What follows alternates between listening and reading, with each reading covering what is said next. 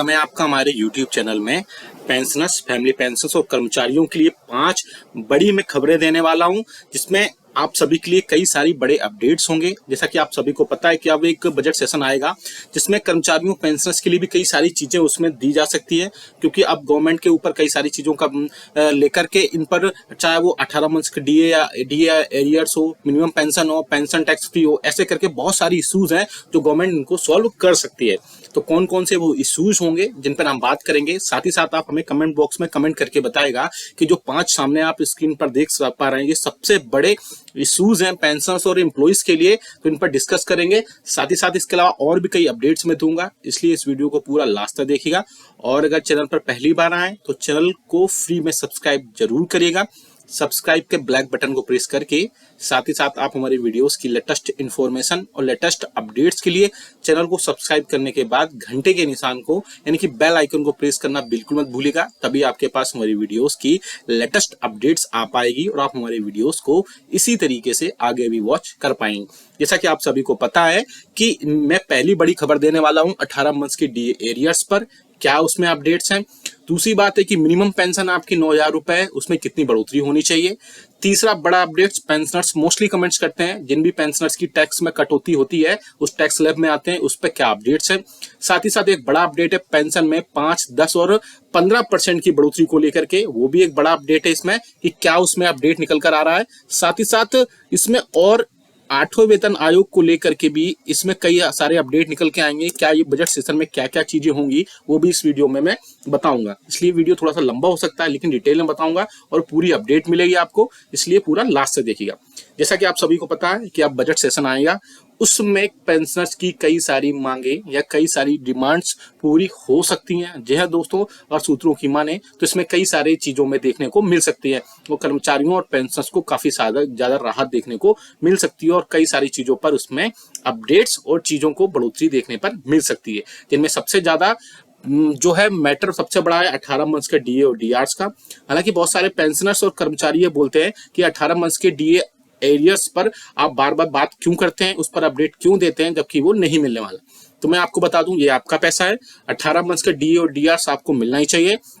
इसके अलावा यूनियन और फेडरेशन भी लगातार इसके रिगार्डिंग सरकार से बातचीत भी कर रहे थे, डिस्कशंस भी हुए, जिसमें 18 मंथ्स का डीए और डीआर का जो इशू था वो सबसे पहले रखा गया था, क्योंकि ये आपका पैसा है इसलिए आप इसे भूल नहीं सकते। अगर ये मिलता है तो आपको आपकी पेंशन में लाखों रुपए तक बढ़ोतरी होगी और उसमें आपको काफी ज्यादा राहत मिलने की उम्मीद जताई जा रही है। इसलिए 18 मंथ्स का डीए और डीआर का जो इशू है वो आप भूल नहीं सकते हैं। इसलिए मैं कई बारी बारी और भी लोग हैं यूनियंस के, सारे फेडरेशन के, वो भी इसको उठाते रहते हैं और आपको ये मिलना ही चाहिए। इसलिए 18 मंथ्स के डीए डीआर को आप भूलिए मत, ये भी एक बड़ा इशू है, इससे आपको लाखों रुपए मिल सकते हैं। अब दूसरी बात करते हैं मिनिमम पेंशन पर। आप सभी को पता है कि आपकी मिनिमम पेंशन 7वें वेतन आयोग के अकॉर्डिंग यानी 7वें वेतन आयोग के रिकमेंडेशंस के हिसाब से 9,000 रुपए प्लस डीआर है, लेकिन और कर्मचारियों की बेसिक सैलरी 18,000 रुपए प्लस डीआर है, लेकिन उसमें मिनिमम पेंशन में बढ़ोतरी हो सकती है। जैसे मिनिमम पेंशन में बढ़ोतरी होगी तो आप हमें सबसे पहले कमेंट करके बताएगा कि आपकी मिनिमम पेंशन कितनी है और मिनिमम पेंशन में कितनी बढ़ोतरी की जानी चाहिए, क्योंकि मिनिमम पेंशन अगर 13,000 रुपए तक होती है तो उससे भी पेंशनर्स को राहत मिलेगी, क्योंकि अगर मिनिमम पेंशन बढ़ती है तो जो अदर अलाउंसेस होते हैं यानी कि जो डीआर वगैरह है उसमें भी बढ़ोतरी होगी और पेंशनर्स को इसमें थोड़ी सी रिलीफ वहां पर मिल सकती है। तीसरी बात करते हैं यहाँ पर पेंशन टैक्स फ्री की। बहुत सारे पेंशनर्स ऐसे हैं जिनकी पेंशन टैक्स स्लैब में आती है और पेंशन को उसमें टैक्स में रखा जाता है, तो बहुत सारे पेंशनर्स की ये डिमांड रही है शुरू से ही और पेंशनर्स ये चाहते हैं और पेंशनर्स की रिक्वेस्ट भी रही है और यूनियंस और फेडरेशन भी लगातार इस मुद्दे को भी उठाते रहे हैं कि पेंशन की जो पेंशन है, पेंशनर्स की जो पेंशन है वो टैक्स फ्री होनी चाहिए। उस टैक्स स्लैब में आने के बाद भी उनको टैक्स फ्री होनी चाहिए, क्योंकि वो काफी जिंदगी पूरी अपनी टैक्स देते ही आए, तो अब पेंशन उनकी टैक्स फ्री होना चाहिए। अब बात करते हैं बड़े अपडेट की, जो है पेंशन पर 5, 10 और 15% बढ़ोतरी को लेकर के। इसमें मिनिमम पेंशन में अगर बढ़ोतरी होती है तो भी पेंशनर्स को फायदा होगा, लेकिन पेंशन के लिए सबसे ज्यादा जो हॉट टॉपिक है वो है 5, 10, 15% इंक्रीज को लेकर के। आप सभी को पता है, प्रीवियस वीडियोस में भी कई बार बता चुका हूं कि आपकी बेसिक पेंशन 80 ईयर्स के बाद 20% बढ़ोतरी होती है, लेकिन पेंशनर्स ये चाहते हैं कि उनकी बेसिक पेंशन में हर 5 साल के ब्लॉक में 5-5% की बेसिक में बढ़ोतरी की जाए, और अगर बेसिक बढ़ोतरी होगी तो उनके डीआर में भी बढ़ोतरी होगी। उसी के चलते पेंशन में 60 से 65 साल के ब्लॉक में 5% की, 65 से 70 साल के ब्लॉक में 10%, 70 से 75 साल के ब्लॉक में 15% की बढ़ोतरी की जाए, जिससे उनको वहां पर थोड़ी रिलीफ मिल सके। अब हमें कमेंट करके बताएगा कि आपके हिसाब से बेसिक पेंशन में कितने प्रतिशत तक की, किस एज के हिसाब से आपको बढ़ोतरी करनी चाहिए, जिससे कि पेंशनर्स की बेसिक पेंशन में बढ़ोतरी हो सके और उनके कई सारी चीजों में यहाँ पर बढ़ोतरी होगी। अगर सबसे बड़ी बात, बेसिक पेंशन में अगर बढ़ोतरी होती है तो आपके डीआर में भी बढ़ोतरी होगी, जिसके चलते पेंशनर्स को कई सारी चीजें वहां पर एड ऑन होंगी। साथ ही साथ कर्मचारियों की बात करें, बेसिक पेंशन में 3% की बढ़ोतरी होती है, लेकिन मिनिमम सैलरी की अगर बात करें तो मिनिमम सैलरी 18,000 रुपए प्लस जो अदर अलाउंसेस वो होते हैं, लेकिन मिनिमम सैलरी अगर बढ़ती है 21,000 22,000 रुपए तक होती है, तो उससे कर्मचारियों को भी राहत मिलेगी, साथ ही साथ पेंशनर्स को भी इसमें राहत देखने को मिल सकती है। अब बात करते हैं फाइनल 8वें वेतन आयोग की। आप सभी को पता है पिछले साल 8वें वेतन आयोग पर संसद में भी इसमें मैटर उठाया गया था, वहां पर भी इस पर डिस्कशन किया गया था, लेकिन गवर्नमेंट ने क्लियर इंस्ट्रक्शन बोल दिया था कि अभी कोई भी मिनिस्ट्रियल और इंटर मिनिस्ट्रियल 8वें वेतन आयोग पर गठन नहीं हो रहा है। यानी कि अब आगे आने वाले दिनों में जब 2024 एंडिंग पर पहुंचेगा तो 8वें वेतन आयोग की अब चर्चा जोरों पर हो गई है।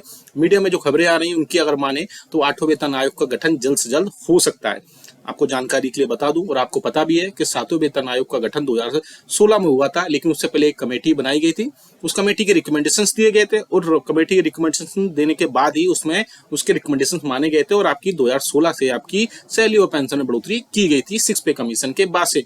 अब ऐसा भी हो सकता है यहाँ पर 7वें वेतन आयोग के बाद में जब 8वें पे कमीशन की बात करें तो 8वां वेतन आयोग देखने को मिल सकता है, उससे लास्ट के इस ईयर के लास्ट तक एक कमेटी गठित हो सकती है जो अपने रिकमेंडेशन दे सकती है और उसमें कई सारी चीजें देखने को मिल सकती हैं। इसलिए 8वें वेतन आयोग पर हमें सबसे पहले ये बताएगा कि 8वें वेतन आयोग पर आपकी कितनी बेसिक पेंशन रखी जानी चाहिए, जिससे आपको वहां पर सारी चीजें, आपके सारे डेली के खर्चे, डेली एक्सपेंसेस और जो मंथली की ओपीडी मेडिसिन वगैरह के खर्चे हैं वो सारे आपके पूरे हो सकें। अब बात करते हैं थोड़ा सा फिटमेंट फैक्टर पर भी, क्योंकि फिटमेंट फैक्टर ही क्रूशियल रोल प्ले करता है आपकी बेसिक पेंशन और सैलरी बढ़ाने पर। अभी आपका फिटमेंट फैक्टर 2.57 गुना है। अगर ये 8वें वेतन आयोग आता है तो 2.57 गुना में किस प्रकार से बढ़ोतरी की जाए जिससे कि बेसिक पेंशन में बढ़ोतरी हो। तो जो लोग, बहुत सारे लोग बोल रहे हैं कि इसमें 3.68 गुना तक बढ़ोतरी होगी, तो मैं बता दूं इतना ज्यादा इंक्रीमेंट नहीं हो सकता है। 3.68 गुना बहुत होता है। ऐसे करके बेसिक पेंशन लगभग डबल हो जाएगी, यानी कि अगर 9,000 रुपए तो 15 से 16,000 रुपए तक पहुंचेगी। वहीं कर्मचारियों की बेसिक सैलरी जो है 18,000 रुपए से बढ़ के 26,000 रुपए तक हो सकती है। लेकिन मेरे अकॉर्डिंग फिटमेंट फैक्टर 3 पॉइंट तक हो सकता है अगर 2.57 गुना के बेसिस पर है। अगर 3 पॉइंट भी होता है तब भी बेसिक पेंशन आपकी 9,000 रुपए से बढ़ के 13,000 से 14,000 रुपए तक हो जाएगी। साथ ही साथ कर्मचारियों की जो सैलरी है वो 18,000 रुपए से बढ़ करके 21,000 रुपए तक पहुंच सकती है। तो आप हमें कमेंट करके इस पर भी बताएगा कि फिटमेंट फैक्टर में कितनी बढ़ोतरी होनी चाहिए। डीआर आपका बहाल हो चुका है, अब आपको all India consumer price index का डेटा भी आ चुका है। अब उसके बेसिस पर जुलाई 2024 में 3 से 4% तक महंगाई भत्ता और महंगाई राहत में बढ़ोतरी हो सकती है। आगे आने वाले दिनों में जब बाकी all India consumer price index का डेटा निकल कर आ जाएगा, उससे क्लियर हो जाएगा कि आपको बाकी चीजें कितनी वहां पर अपडेट होंगी। ये वीडियो अच्छा लगा तो लाइक करिएगा, शेयर सभी के साथ करिएगा। ऐसी न्यूज इन्फॉर्मेशन अपडेट्स के लिए चैनल को भी सब्सक्राइब कर लेगा। मिलते हैं आपको नेक्स्ट वीडियो में। Thank you so much.